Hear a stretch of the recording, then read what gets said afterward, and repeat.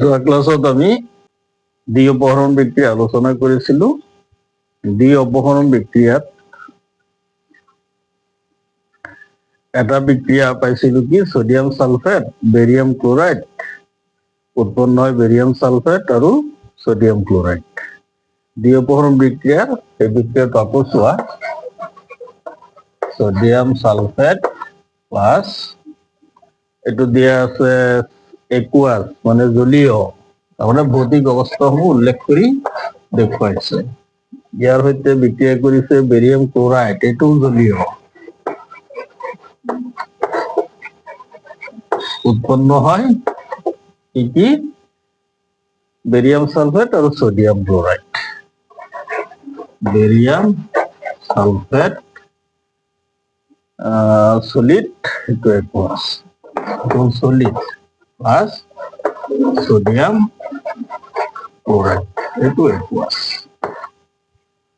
গতিকে এই বিক্রিয়াটো এটা দ্বি অপহরণ বিক্রিয়া, আয়নৰ বিনিময় ঘটিছে সালফেট আৰু ক্লোৰাইড আয়নৰ। আমি তেনেকে বুজি ললো, নাইবা আমি এনেকেও বুজিব পাৰি যে বেৰিয়াম আৰু সোডিয়াম ঠাই চেঞ্জ হৈছে, সহজভাৱে বুজিবলৈ। গতিকে এইটো এটা কি দ্বি অপহৰণ বিক্ৰিয়া, তাৰমানে আয়নৰ বিনিময় ঘটিছে বা দুটা পৰমাণুৰ বিনিময় ঘটিছে, আমি তেনেকে ধৰি লব পাৰি। এই বিক্ৰিয়াটোত কি হয়, সোডিয়াম ক্লোৰাইড যেটো আছে, সোডিয়াম ক্লোৰাইড নিমখটো হয়নে, গতিকে এই নিমখখিনি কি হয় সেই পাত্ৰৰ তলিত গৈ গেছ হিচাপে জমা হয়। বুজি পাইছানে? এনেই আমি যদি গিলাচ এটাত পানী লৈ পেলাই বালি দি পেলাই তাক ঘুটি থাকো, বালিখিনি মোটামুটিভাৱে মিক্স হোৱা দেখা যাব যেতিয়া ঘুটি থকা হয়। কিন্তু গিলাচটো ঘুটা বাদ দি গিলাচটো অলপ সময় থৈ দিয়া বেলেগত, তেতিয়া কি দেখা যাব, অলপ সময় ৰাখি থলে দেখা যাব কি তাৰ তলত বালিখিনি জমা হৈছে। ধৰিব পাৰিছানে বস্তুটো? লক্ষ্য কৰিবা যে বালিখিনি তলত গৈ অলপ ডাঠ ভাৱে জমা হৈছে আৰু ওপৰৰ পানীখিনি অলপ পাতল।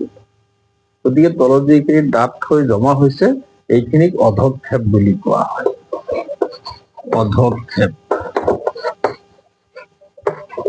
অধক্ষেপ বুলি কোৱা হয়। গতিকে এই কথাটো কোৱা নাছিলো যোৱা ফলত। প্ৰিচিপিটেশন, প্ৰিচিপিটেশন ৰিয়েকশন, অধক্ষেপ প্ৰিচিপিটেশন। তাৰমানে পদাৰ্থ এটা পদাৰ্থ আন এটা পদাৰ্থত যদি মিহলি হয় বা সম্পূৰ্ণৰূপে মিহলি নহয়, তেতিয়াহ'লে এই অদ্ৰাব্য পদাৰ্থখিনি তলত গৈ গেছ হিচাপে জমা হয়, আৰু সেই জমা হোৱাৰ কাৰণে সেইখিনি কোৱা হয় অধক্ষেপ। আৰু এই বিক্ৰিয়াটোক কেতিয়া কোৱা হ'ব? অধক্ষেপণ বিক্ৰিয়া। যে যিবিলাক ৰাসায়নিক বিক্ৰিয়াত অধক্ষেপৰ সৃষ্টি হয়, পাত্ৰৰ তলিত গেছ জমা হয়, এই বিক্ৰিয়াসমূহকে কোৱা হয় অধক্ষেপণ বিক্ৰিয়া। সুধিব পাৰে পৰীক্ষাত অধক্ষেপণ বিক্ৰিয়া কাক বোলে, উদাহৰণ দিয়া। এটা উদাহৰণ দি দিলা হয়নে? আৰু এইকেইটা হল ভৌতিক অৱস্থা, আগতে আলোচনা কৰিছো। যেই নহওক এইটো হল অধক্ষেপণ বিক্ৰিয়া। যিবিলাক ৰাসায়নিক বিক্ৰিয়াত পাত্ৰৰ তলিত অদ্ৰাব্য পদাৰ্থ জমা হয় গেছ হিচাপে, সেই বিক্ৰিয়াক কোৱা হয় অধক্ষেপণ বিক্রিয়া। উদাহরণ এটি দিয়ে দিলেই হল। তার পিছত আহা জারণ বিজারণ বিক্রিয়া। জারণ বিজারণ বিক্রিয়া।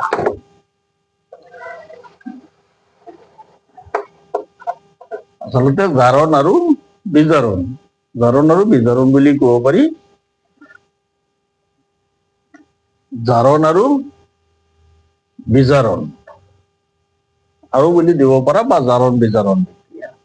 এতিয়া চোৱা, জাৰণ বিজাৰণ বিক্ৰিয়া হৈছে, আমি দুটা উদাহৰণ লওঁ, যে কপাৰ ললো, তাক অক্সিজেনৰ পৰিৱেশত ৰাখিলো, তাহলে উৎপন্ন হব কপাৰ অক্সাইড। তাৰমানে কপাৰৰ তাৰ এডাল বা কপাৰৰ বস্তু এটা যদি আমি মুকলিকৈ থৈ দিওঁ, তেতিয়াহ'লে আমি চাম যে কপাৰৰ ওপৰত এটা চামনিৰ সৃষ্টি হয়। ক্ৰমশ মুগা বৰণৰ, আৰু সেই চামনিটোৱে হৈছে কপাৰ অক্সাইড। গতিকে কপাৰে অক্সিজেনৰ সৈতে বিক্ৰিয়া কৰি কপাৰ অক্সাইড উৎপন্ন কৰিছে, আৰু ই কপাৰৰ ওপৰত কি হ'ব, এটা মুগা চামনিৰ সৃষ্টি কৰিব। ঠিক একেদৰে কপাৰ অক্সাইডক যদি আমি হাইড্ৰজেনৰ পৰিৱেশত ৰাখো, তেতিয়াহ'লে কি হ'ব, এটা হ'ব কপাৰ আৰু এটা কি উৎপন্ন হ'ব, পানী। এটা হ'ব কপাৰ আৰু এটা উৎপন্ন হ'ব পানী। এতিয়া কপাৰৰ পাউডাৰখিনি আমি অক্সিজেনৰ পৰিৱেশত ৰাখিলো, কপাৰ অক্সাইড উৎপন্ন হ'ল, তাৰ ওপৰত এটা লেয়াৰৰ সৃষ্টি হ'ব মুগা বৰ্ণৰ ৰংচঙীয়া। আনহাতে কপাৰ অক্সাইডখিনি যদি হাইড্ৰজেনৰ পৰিৱেশত ৰাখো, তাৰ পৃষ্ঠভাগত এটা ক'লা চাৱনি পৰিব। বুজি পাইছানে? অৰ্থাৎ কপাৰখিনি কি হ'ব, পৃথক হৈ আহিব আৰু পানী উৎপন্ন হ'ব। এতিয়া হ'ল, এইটো হ'ল ধাতু, কপাৰৰ সৈতে অক্সিজেন লগ লাগিছে, লগ লাগি পেলাই কপাৰ অক্সাইড উৎপন্ন কৰিছে। আকৌ কপাৰ অক্সাইডৰ পৰা অক্সিজেন আঁতৰি গৈছে, আঁতৰি গৈ কপাৰ ধাতু উৎপন্ন হৈছে, হয়নে? গতিকে এই দুটা বিক্ৰিয়া দুই ধৰণৰ, এটাত অক্সিজেন লগ লাগিছে, গতিকে এই বিক্ৰিয়াটো হ'ল জাৰণ বিক্ৰিয়া, জাৰণ, আৰু এই বিক্ৰিয়াটো হ'ল বিজাৰণ। এই বিক্ৰিয়াটো হল বিজাৰণ। গতিকে অক্সিজেন যদি লগ লাগে কোনো একটা মৌলৰ সৈতে, তেতিয়াহ'লে তাক কোৱা হয় জাৰণ বিক্ৰিয়া, আৰু অক্সিজেন যদি আঁতৰি যায় কোনো পদাৰ্থৰ পৰা, কোনো যৌগৰ পৰা, তেতিয়াহ'লে সেই বিক্ৰিয়াটো হ'ব বিজাৰণ বিক্ৰিয়া।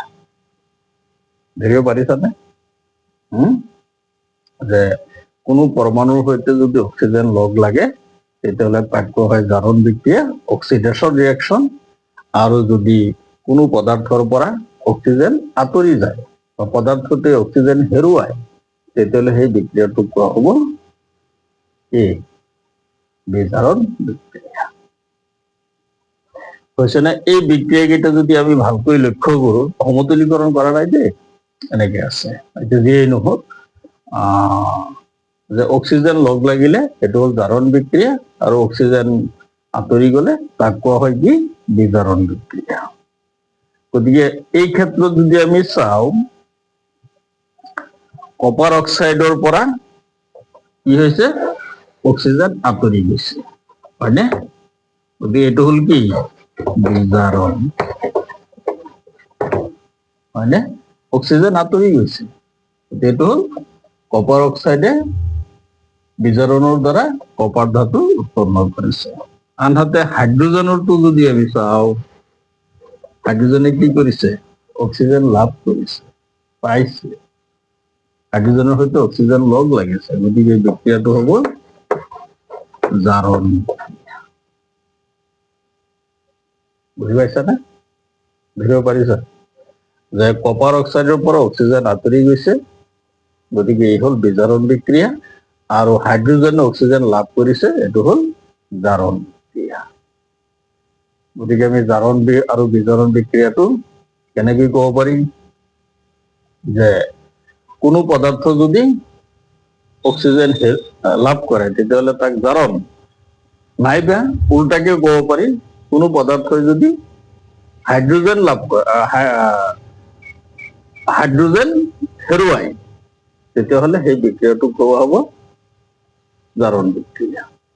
অক্সিজেন লাভ কৰে নাইবা হাইড্ৰজেন হেৰুৱায়, তেতিয়াহ'লে সেই বিক্ৰিয়াটো হ'ব জাৰণ বিক্ৰিয়া। আনহাতে অক্সিজেন হেৰুৱাই হাইড্ৰজেন লাভ কৰে, তেতিয়াহ'লে সেই বিক্ৰিয়াটো কোৱা হ'ব বিজাৰণ বিক্ৰিয়া। গতিকে ইয়াত যদি আমি চাওঁ, এইটো বিজাৰণ বিক্ৰিয়া, গতিকে আমাৰ বিজাৰক পদাৰ্থ কি হ'ব? গতিকে আমাৰ বিজাৰক পদাৰ্থ হ'ব কোনটো?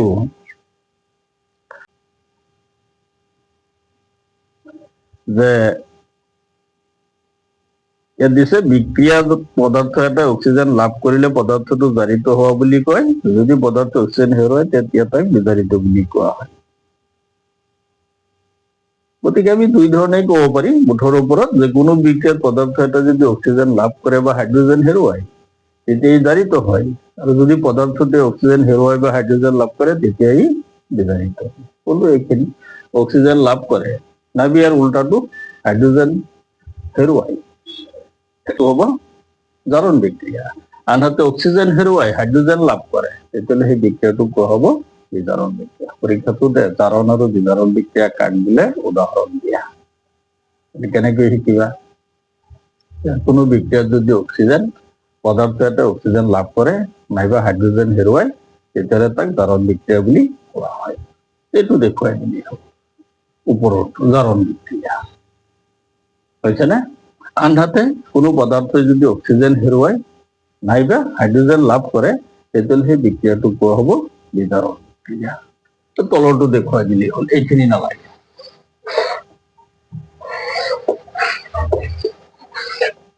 তলৰ বিক্ৰিয়াটো দেখি দিলেই হ'ল। জাৰণ বিক্ৰিয়া কেনেকৈ লিখিবা? যে বিক্ৰিয়াটো লিখি তলত দেখিবা, এই বিক্ৰিয়াটোত কপাৰে অক্সিজেন লাভ কৰি কপাৰ অক্সাইড উৎপন্ন কৰিছে, গতিকে জাৰণ বিক্ৰিয়া। আনহাতে কপাৰ অক্সাইডে অক্সিজেন হেৰুৱাই কপাৰ ধাতুলৈ বিজাৰিত হৈছে, গতিকে ই হ'ল বিজাৰণ বিক্ৰিয়া। তেনেকে উল্লেখ কৰি দিব লাগিব যদি তেনেকে সোধে যে জাৰণ আৰু বিজাৰণ বিক্ৰিয়া কাক বোলে, উদাহৰণেৰে বুজাই দিয়া, তেতিয়াহ'লে সেইখিনি নিদিব লাগিব। এতিয়া এই বিক্ৰিয়াটোত আকৌ চোৱা, কপাৰ অক্সাইডে অক্সিজেন হেৰুৱাইছে, গতিকে এইটো হ'ল অক্সিজেন হেৰুৱাইছে, গতিকে বিজাৰণ বিক্ৰিয়া। আনহাতে হাইড্ৰোজেনে কি কৰিছে? অক্সিজেন লাভ কৰিছে, গতিকে এইটো হ'ল কি? জাৰণ বিক্ৰিয়া, হয়নে? গতিকে চোৱা, কপাৰ অক্সাইড আৰু হাইড্ৰোজেনৰ মাজত বিক্ৰিয়াটো দুটা কাম একেলগে সংঘটিত হৈছে, এটা জাৰণ ঘটিছে আৰু এটা বিজাৰণ ঘটিছে। গতিকে এটা বিক্ৰিয়াতে যদি একে সময়তে দুটা প্ৰক্ৰিয়া সংঘটিত হয়, এটা জাৰণ প্ৰক্ৰিয়া এটা বিজাৰণ প্ৰক্ৰিয়া, তেতিয়াহ'লে সেই বিক্ৰিয়াটোক কোৱা হয় জাৰণ বিজাৰণ বা ৰেডক্স। জাৰণ বিজাৰণ বা ৰেডক্স ৰিয়েকশ্যন বুলি কোৱা হয়। জাৰণ বিজাৰণ বা ৰেডক্স ৰিয়েকশ্যন, তাৰমানে পদাৰ্থ এটা জাৰিত হ'ব লাগিব, আনহাতে বিজাৰিত হ'ব লাগিব। কিন্তু এইটোৰ উদাহৰণ আকৌ প্ৰথম যিটো দিছিলো সেইটো হ'লে নহ'ব, এইটো অকল জাৰণ বিক্ৰিয়া, এইটো বিজাৰণ ঘটা নাই। ধৰিব পাৰিছেনে বস্তুটো? গতিকে জাৰণ বিজাৰণ বা ৰেডক্স ৰিয়েকশ্যন বুলি ক'লে আমি এইটোহে দিব লাগিব। বুজি পাইছেনে বস্তুটো? তাৰমানে দুয়োটা প্ৰক্ৰিয়া একেলগে সংঘটিত হ'ব লাগিব, তেতিয়াহে ই জাৰণ বিজাৰণ বা ৰেডক্স ৰিয়েকশ্যন হ'ব। ইয়াত চোৱা, কপাৰে অক্সিজেন হেৰুৱাইছে, বিজাৰণ ঘটিছে, গতিকে ইয়াত বিজাৰক পদাৰ্থ কি? কপাৰ, হয়নে? আনহাতে হাইড্ৰোজেনে কি কৰিছে? অক্সিজেন লাভ কৰিছে, গতিকে জাৰিত পদাৰ্থ কি? হাইড্ৰোজেন। বিক্ৰিয়া এটা এনেকে উল্লেখ কৰি দি পেলাই সোধে তলৰ কোনটো বিক্ৰিয়া তলৰ বিক্ৰিয়াটোত জাৰক পদাৰ্থ হৈছে, তলৰ বিক্ৰিয়াটোত বিজাৰক পদাৰ্থ হৈছে, গতিকে তেনেকুৱা ধৰণৰ সোধে। গতিকে ইয়াত বিজাৰক পদাৰ্থ হৈছে কপাৰ, হয়নে? সেইটো বিজাৰিত হৈছে, আৰু জাৰক পদাৰ্থ হৈছে কি? হাইড্ৰোজেন। হৈছেনে? ধৰিব পাৰিছানে? হাইড্ৰোজেন অক্সিজেন লাভ কৰিছে, গতিকে হাইড্ৰোজেন হৈছে জাৰক পদাৰ্থ। আনহাতে কপাৰ অক্সাইডে অক্সিজেন হেৰুৱাইছে, গতিকে কপাৰ হৈছে কি? বিজাৰক পদাৰ্থ। পৰীক্ষাত সোধে। গতিকে তেনেকুৱা ধৰণৰ ৰেডক্স বিক্ৰিয়া আৰু কিছুমান আছে, যেনিবা zinc oxide plus carbon, zinc oxide plus carbon উৎপন্ন হয় জিংক প্লাস কার্বন ডাই অক্সাইড, সমতুলীকরণ করা নাই দেই। গতিকে এইটো এটা কি? ৰেডক্স ৰিয়েকশ্যন, জাৰণ বিজাৰণ বিক্ৰিয়া। বুজি পাইছানে? পাৰ্থক্যটো মনত ৰাখিবা। যদি সোধে জাৰণ আৰু বিজাৰণ বিক্ৰিয়া কাক বোলে উদাহৰণ দিয়ে, আগত কলো নহয়, আগৰ যিটো দিলো সেইটো দিবা আৰু লগতে এইটো দিবা।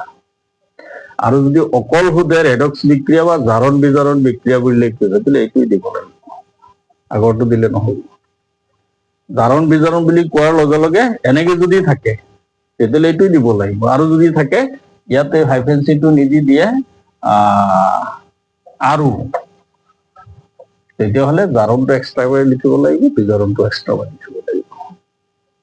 বুজিব পাৰিছানে?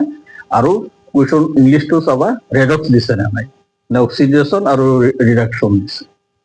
অক্সিডেশ্যন আৰু ৰিডাকশ্যন থকাৰ লগে লগে জাৰণ আৰু বিজাৰণ হ'ব, আৰু ৰেডক্স দিয়াৰ লগে লগে জাৰণ বিজাৰণ, তেতিয়া আৰুটো নাথাকে। হৈছেনে? ধৰিব পাৰিছা? এতিয়া চোৱা, জিংক অক্সাইড কাৰ্বনৰ সৈতে বিক্ৰিয়া কৰি জিংক আৰু কাৰ্বন ডাই অক্সাইড উৎপন্ন কৰিছে। গতিকে এটা কি বিক্ৰিয়া? জাৰণ বিজাৰণ বিক্ৰিয়া, ৰেডক্স বিক্ৰিয়া। গতিকে ইয়াত জিংক অক্সাইডে কি অক্সিজেন হেৰুৱাইছে, এইটো হ'ল বিজাৰণ। কাৰ্বনে অক্সিজেন গ্ৰহণ কৰিছে, পাইছে, গতিকে এইটো হ'ল জাৰণ। হয়নে? সহজ, তেনেই বুজি পাবা, একো প্ৰব্লেম নাই। গতিকে ইয়াত বিজাৰক পদাৰ্থ হৈছে জিংক, আনহাতে জাৰক পদাৰ্থ হৈছে কি? কাৰ্বন। বুজিব পাৰিছানে? জাৰণ বিজাৰণ প্ৰক্ৰিয়া আৰু জাৰণ প্ৰক্ৰিয়া দুয়োটা একেটা বিক্ৰিয়াত সংঘটিত হলে সেই বিক্ৰিয়াসমূহ কোৱা হয় জাৰণ বিজাৰণ বিক্ৰিয়া বা ৰেডক্স বিক্ৰিয়া, ৰেডক্স ৰিয়েকশ্যন। পৰীক্ষাত সোধে কিন্তু, ইম্পৰ্টেণ্ট, ৰেডক্স ৰিয়েকশ্যন বুজাই দিব লাগিব। হয় এইটো দি বুজাই দিবা, নহয় এইটো দি বুজাই দিবা, যে যিবোৰ ৰাসায়নিক বিক্ৰিয়াত জাৰণ আৰু বিজাৰণ প্ৰক্ৰিয়াত দুয়োটা একেলগে সংঘটিত হয় সেই বিক্ৰিয়াসমূহকে কোৱা হয় জাৰণ বিজাৰণ বিক্ৰিয়া বা ৰেডক্স বিক্ৰিয়া বোলা হয়। উদাহৰণস্বৰূপে কপাৰ অক্সাইডে হাইড্ৰজেনৰ লগত বিক্ৰিয়া কৰি কপাৰ আৰু পানী উৎপন্ন কৰিছে।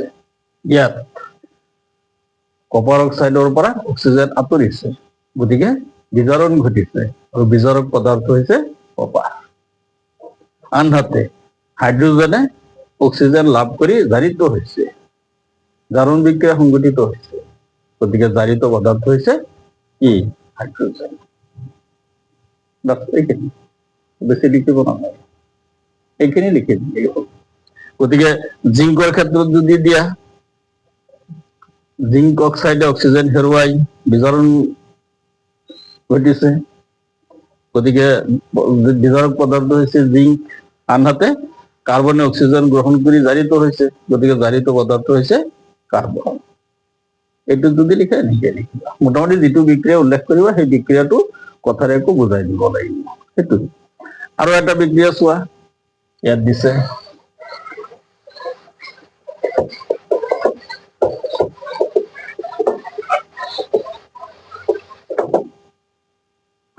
কি দিছে?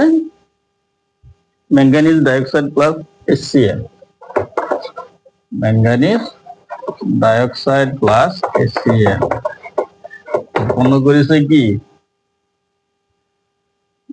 ম্যাঙ্গানিজ ক্লোরাইড প্লাস পানি plus chlorine, manganese chloride plus পানি প্লাস ক্লোরিন উৎপন্ন করেছে।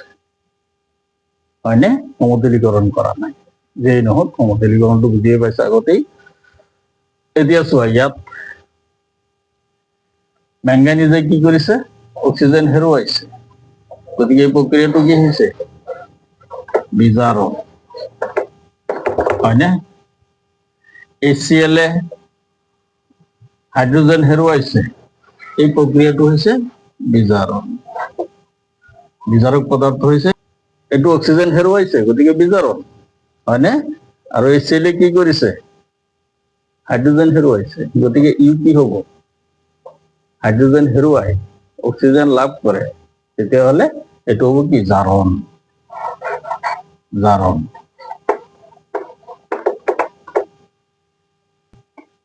ম্যাঙ্গানিজ ডাইঅক্সাইডে অক্সিজেন হেৰুৱাইছে, গতিকে বিজাৰণ। আনহাতে HCl কি কৰিছে? হাইড্ৰোজেন হেৰুৱাইছে, অক্সিজেন লাভ কৰে নাইবা হাইড্ৰোজেন হেৰুৱাই, এইটো হ'ল জাৰণ। জাৰণ হৈছে, হাইড্ৰোজেন হেৰুৱাইছে। হ'লনে? গতিকে জাৰণ আৰু বিজাৰণ দুয়োটা প্ৰক্ৰিয়া একেলগে সংঘটিত হৈছে, হৈছে নে নাই? আনহাতে হাইড্ৰোজেনে কি কৰিছে? এই বিক্ৰিয়াটো দুটা সংঘটিত হৈছে। হাইড্ৰোজেনে কি কৰিছে? আকৌ চোৱা, যদি আমি চাওঁ, অক্সিজেন লাভ কৰিছে, হৈছে নে নাই? অক্সিজেন লাভ কৰিছে, গতিকে ইয়াৰ কি হ'ব? জাৰণ। বুজি পাইছানে? HCl হাইড্ৰোজেন হেৰুৱাইছে, বা হাইড্ৰোজেনে কি কৰিছে? অক্সিজেন লাভ কৰিছে, গতিকে হ'ব কি? জাৰণ। আনহাতে HCl ক্লোৰিনে কি কৰিছে? হাইড্ৰোজেন হেৰুৱাইছে, গতিকে এইটো কি হ'ব? জাৰণ। গতিকে দুয়োটাই জাৰণ। গতিকে ইয়াত বিজাৰক পদাৰ্থ হ'ব কি? ম্যাঙ্গানিজ। বুজিছানে? বিজাৰক পদাৰ্থ। মেংগানিজে অক্সিজেন হেৰুৱাইছে, এইটো হ'ল বিজাৰক পদাৰ্থ। আনহাতে HCl যদি আমি চাওঁ, ক্লৰিনে হাইড্ৰজেন হেৰুৱাইছে, গতিকে ক্লৰিন হ'ল কি? জাৰক পদাৰ্থ। ঠিক একেদৰে হাইড্ৰজেনে অক্সিজেন লাভ কৰিছে, গতিকে হাইড্ৰজেনো কি হ'ব? জাৰক পদাৰ্থ। হ'লনে? গতিকে সমীকৰণটো এনেকে যদি দিয়া থাকে যে তলত দিয়া জাৰক পদাৰ্থকেইটা উল্লেখ কৰা, তেতিয়াহ'লে বিক্ৰিয়াটো চাই আমি ক'ব পাৰিব লাগিব, তেতিয়া জাৰক পদাৰ্থ দুটা আহিব, এটা আহিব হাইড্ৰজেন, এটা আহিব ক্লৰিন। কাৰণ অক্সিজেন লাভ কৰা নাইবা হাইড্ৰজেন হেৰুৱা দুয়োটাই কি? জাৰণ বিক্ৰিয়া। আৰু অক্সিজেন হেৰুৱা নাইবা হাইড্ৰজেন লাভ কৰা এইটো হ'ল বিজাৰণ প্ৰক্ৰিয়া। বুজিছেনে? অক্সিজেন হেৰুৱা নাইবা হাইড্ৰজেন লাভ কৰা, গতিকে ইয়াত অক্সিজেন হেৰুৱাইছে, গতিকে বিজাৰক পদাৰ্থ কি? মেংগানিজ। গতিকে এই ক্ষেত্ৰত আকৌ যদি চাওঁ আমি অক্সিজেনৰ ক্ষেত্ৰত, অক্সিজেনে কি কৰিছে? হাইড্ৰজেন লাভ কৰিছে, এইটো হয়নে? অক্সিজেনে হাইড্ৰজেন লাভ কৰিছে, গতিকে এইটো কি হ'ব? জাৰণ। যেনেকেই নাযাওক, গতিকে ইয়াত জাৰক পদাৰ্থ হৈছে হাইড্ৰজেনে অক্সিজেন লাভ কৰিছে, গতিকে জাৰক পদাৰ্থ। ক্লৰিনে অক্সিজেন হাইড্ৰজেন হেৰুৱাইছে, গতিকে ক্লৰিন জাৰক পদাৰ্থ। গতিকে মেংগানিজে অক্সিজেন হেৰুৱাইছে, হয়নে? গতিকে মেংগানিজ হ'ব কি? বিজাৰক পদাৰ্থ। ঠিক একেদৰে অক্সিজেনে আকৌ হাইড্ৰজেন পাইছে নে নাই? এইটো আকৌ কি হ'ব? অক্সিজেনটো বিজাৰক পদাৰ্থ। গতিকে তেনেকৈ জটিল এক্সাম্পললৈ যাব নালাগে, সহজ যিকেইটা আগৰ যি দুটা দেখুৱালো সেই দুটাৰ পৰা উদাহৰণ দি বুজাই দিলেই হ'ল। কিন্তু যদি এইটো উল্লেখ কৰি দি দিয়ে যে তলত দিয়া জাৰক আৰু বিজাৰক পদাৰ্থ কেইটা চিনাক্ত কৰা, জাৰক পদাৰ্থ কি কি আহিব? এটা আহিব ক্লৰিন আৰু এটা আহিব কি? জাৰক পদাৰ্থ হাইড্ৰজেন, হয়নে? ক্লৰিনো আহিব, হাইড্ৰজেনো আহিব, দুটা। ঠিক একেদৰে বিজাৰক পদাৰ্থ আহিব মেংগানিজ, আকৌ অক্সিজেনে হাইড্ৰজেন পাইছে, অক্সিজেন দুটা দুটাকে আহিব, হ'লনে? গতিকে এইটো উদাহৰণ দিব নালাগে। যদি কুৱেশ্যনত MCQত উল্লেখ কৰি দি দিয়ে তেতিয়াহ'লে শিকিবা, নহ'লে দৰকাৰ নাই। মোটামুটি জাৰণ বিজাৰণ বা ৰেডক্স ৰিয়েকশ্যন ইম্পৰ্টেণ্ট। যিবোৰ ৰাসায়নিক বিক্ৰিয়াত জাৰণ আৰু বিজাৰণ প্ৰক্ৰিয়াত দুয়োটা একেলগে সংঘটিত হয়, সেই বিক্ৰিয়া সামগ্ৰী কোৱা হয় জাৰণ বিজাৰণ বা ৰেডক্স ৰিয়েকশ্যন, ৰেডক্স বিক্ৰিয়া। উদাহৰণটো কপাৰ অক্সাইড আৰু হাইড্ৰজেনৰ যিটো দিলো সেইটো